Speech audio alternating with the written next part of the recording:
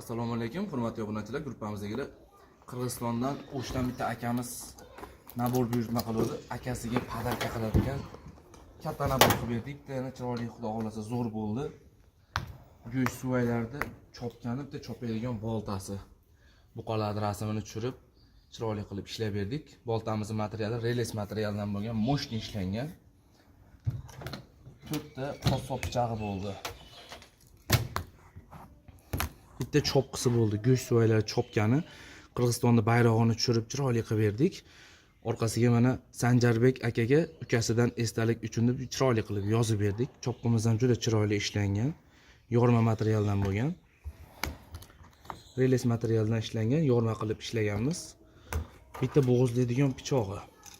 Pichoqlarga ham Qirg'izistonda bayrog'ini tushirib, gullarni qilib juda chiroyli qilib ishlab berdik. Bularni hozir reaksiyalarini sinab ko'ramiz. Bismillahirrohmanirrohim. Bo'g'izlaydigan pichog'i. Mo'shni kesadi. Go'sht kesadigan pichog'i. Go'shtlar kesaverasidan 1 kilo, 10 kilo, 100 kilo. Bemalol katta mollarni go'shtlarini kesib chiroyli qilib ko'rsatishingiz mumkin. Bitta xochni pichog'i bo'ldi. Bu xochni pichog'ini Lezvas Textilit betlarini chiroyli qilib nabor qilib ishlaganmiz.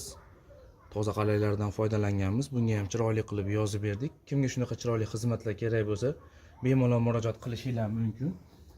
Endi bu pichog'imizni bir mana akalashiga sinab ko'ramiz. Kimga shunaqa chiroyli xizmatlar kerak bo'lsa, bemalol murojaat qilishingiz mumkin.